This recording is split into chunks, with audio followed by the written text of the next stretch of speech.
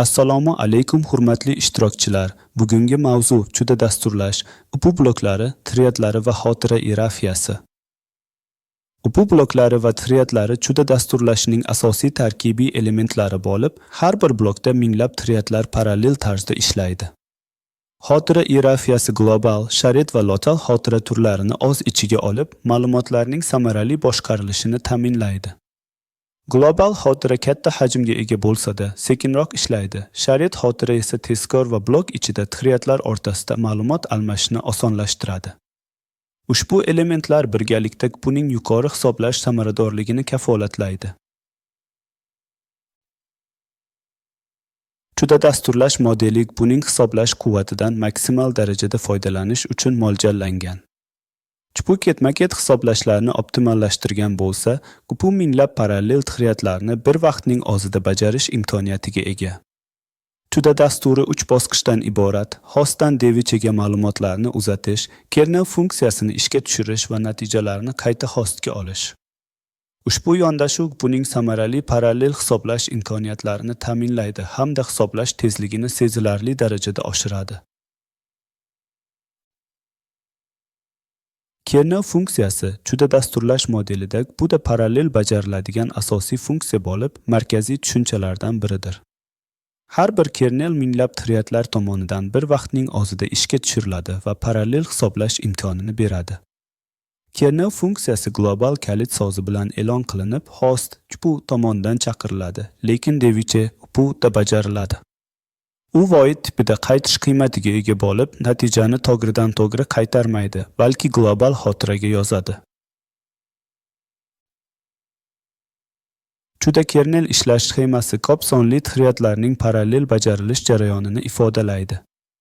Har bir triad bir xil kernel kodni bajaradi, ammo turli ma'lumotlarga murojaat qilib, mustaqil hisoblashlar amalga oshiradi. Ushbu yondashuv data parallelism deb ataladi va u buning yuqori samaradorligini ta'minlashda asosiy rol o'ynaydi. Data parallelism yordamida hisoblashlar samarali taqsimlanadi. Bu esa hisoblash tezligini sezilarli darajada oshirish imkonini yaratadi. Judaning 3 darajali iyerarxiyasi grid, blok va triadlardan iborat. Grid bloklar esa triadlarni o'z ichiga oladi. Har bir triad eng kichik bajarilish birligi bo'lib, o'z registrlari va lokal xotirasiga ega. Blokda maksimal 1024 triad bo'lishi mumkin va ular sharit memory orqali ma'lumot almashadilar. Grid o'lchami kernel chaqiruvida belgilanadi. Har bir triad o'zining noyob identifikatorlariga ega bo'lib, ma'lumotlarni to'g'ri aniqlash imkonini beradi. Triadit, blotkit va blotdim komponentlari orqali 3 indekslash amalga oshiriladi. Masalan, matritsa qo'shishda har bir triad matritsaning bir elementini qo'shadi. 2 indekslash yordamida satrlar va ustunlarni boshqaradi. 3 indekslash tizimi tudada triadlar, bloklar va gridlarni 3 o'lchamli fazoda joylashtirishni ta'minlaydi. Ushbu tizim matritsalar, tensorlar va boshqa 3 ma'lumotlar bilan ishlashni soddalashtirib, har bir elementni aniq va noyob identifikator orqali aniqlash imkonini beradi. Har bir triad o'zining 3 koordinatalariga ega bo'lib, bu ma'lumotlarni samarali taqsimlash va boshqarishni ta'minlaydi. Natijada 3 indekslash parallel hisoblash jarayonlarini yuqori samaradorlik bilan amalga oshirishga xizmat qiladi. Streaming multiprotsessor SIM buning asosiy hisoblash birligi bo'lib, ko'plab juda chora registr fayl, sharit memory va bir tachedan iborat. Har bir SIM bir nechta bloklarni parallel bajaradi va 32 triaddan iborat varplar hosil qiladi. Varplar SIM rejimida ishlaydi, SIM resurslari esa bloklar o'rtasida taqsimlanadi. Juda kernel ishga tushirish jarayoni quyidagicha. Host dastur kernelni chaqiradi, bloklar simlarga taqsimlanadi. Har bir blok 32 triadli varplarga bo'linadi va varplar parallel ravishda kodni bajaradi. Resurslar taqsimoti registrlar, sharit memory va sim imkoniyatlariga bog'liq. Misolda 1024 blok va har bir blokda 256 triad mavjud. GPU arxitekturasi ko'plab simlardan iborat bo'lib, har biri o'z bloklari va varplarni boshqaradi. Bu iyerarxik tuzilma minglab threadlarni samarali boshqarish imkonini beradi. Bu esa parallel ishlashni ta'minlaydi. Har bir sim o'z resurslarini taqsimlab, varplarni parallel ravishda bajaradi. Bu esa samaradorlikni oshiradi. CUDA xotira iyerarxiyasi samaradorlikni oshirishda muhim rol o'ynaydi. Registrlar eng tezkor, har bir thread uchun mo'ljallangan. Shariat me'moriy blok ichida umumiy va tezkor. Lokal me'moriy thread uchun global tezlikda ishlaydi. Global me'moriy katta hajmli, sekin va barcha threadlar uchun mo'ljallangan. Tezlik va hajm xotira turiga qarab farqlanadi. Global xotira zamonaviy GPUlarda 8 gibdan 80 gibgacha bo'lib, katta ma'lumotlar to'plamlarini saqlash uchun ideal. Biroq kirish kechikishi 400-800 sekinni tashkil etadi. Barcha bloklar va threadlar global xotiraga kira oladi, lekin sinxronizatsiya muammolari yuzaga kelishi mumkin. Kollisten kirishlar samaradorlikni oshiradi, ketma-ket manzillarni bir tranzaksiyada birlashtiradi. Shariat me'moriy bir kesh bilan bir chipda joylashgan. Har bir blokdagi barcha threadlar uchun tezkor va blokka xos xotira turidir. U global xotiraga nisbatan 100 barobar tezroq ishlaydi va kechikishi atigi 20-40 sikldan iborat.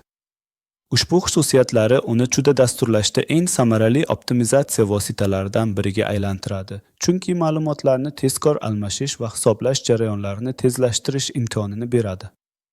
Shariat me'moriydan to'g'ri foydalanish buning hisoblash samaradorligini sezilarli darajada oshiradi. Shariat me'moriy level 1 kesh bilan bir chipda joylashgan bo'lib, global xotiraga nisbatan 100 barobar tezroq ishlaydi. Uning kirish kechikishi 20-40 sikl atrofida bo'lsa, global xotira kechikishi 400-800 siklni tashkil qiladi. Shariat me'moriydan samarali foydalanish Tomputi Unified Device arxitektura CUDA dasturlarini sezilarli darajada tezlashtiradi, chunki ma'lumotlar global xotiradan faqat bir marta o'qilib, keyinchalik bir necha bor shariat me'moriyda qayta ishlatiladi. Bu yondashuv hisoblash samaradorligini oshirishda muhim ahamiyatga ega. Lokal me'moriy nomiga qaramay, u global xotirada joylashgan bo'lib, har bir threadga alohida ajratiladi. Kompilyator tomonidan registrlar tolib ketganda avtomatik ravishda ishlatiladi va global xotira tezligiga ega. Lokal me'moriy katta massivlar, stek o'zgaruvchilari va registr spilling uchun muhimdir. Ma'lumot tuzilmalarini optimallashtirish va registrlardan samarali foydalanish lokal me'moriyga bo'lgan ehtiyojni kamaytirib, CUDA dasturlarining umumiy samaradorligini oshirish imkonini yaratadi. Optimallashtirish uchun varp ichidagi threadlar ketma-ket manzillarga kirish kerak. Bu esa tranzaksiyalarni birlashtiradi. Tez-tez ishlatiladigan ma'lumotlarni shariat me'moriyda keshlash orqali ishlashni tezlashtiring. Registr pressuri kamaytirish orqali streaming multiprotsessorda ko'proq bloklar joylashadi. Host device transferni minimalizatsiya qilish graphics processing unitda ma'lumot saqlashni oshiradi. Ushbu CUDA kernel misolida ikkita matritsaning yigindisi hisoblanadi. Har bir thread 16 thread bloklari yordamida matritsaning bitta elementini hisoblaydi. Ikkilik o'lchovli indekslash matritsa operatsiyalarini soddalashtiradi, chegaralarni tekshirish esa o'lchamlarning to'g'riligini ta'minlaydi. Host kodi blot va grid o'lchamlarini belgilab, matrihat kernelini ishga tushiradi. Bu yondashuv hisoblashlarni samarali taqsimlab, matritsalarni tez va to'g'ri qo'shishni ta'minlaydi. Optimal blok o'lchami 128-256 thread oraligida vart karrasi bo'lishi kerak. 16 yoki 32 bloklar matritsalar uchun ideal. Telebaset algoritmida ma'lumotlarni shariat me'moriyga yuklab, qayta ishlang. Branch divergenti oldini olish uchun shartlarni varp chegarasiga moslang. Ochpanti 75 ga erishish uchun registr va shariat me'morini optimizatsiya qiling. Optimal xotira foydalanish uchun registrlardan maksimal foydalaning, sharit me'morida ma'lumotlarni keshlang. Global me'moriy kirishlarni konsistent qiling va host-device transferlarni minimal darajada saqlang. Bu strategiyalar bu samaradorligini oshirishda muhim rol o'ynaydi. CUDA dasturlashda muvaffaqiyat kalitlari bu arxitekturasi va xotira iyerarxiyasini chuqur tushunishdan boshlanadi.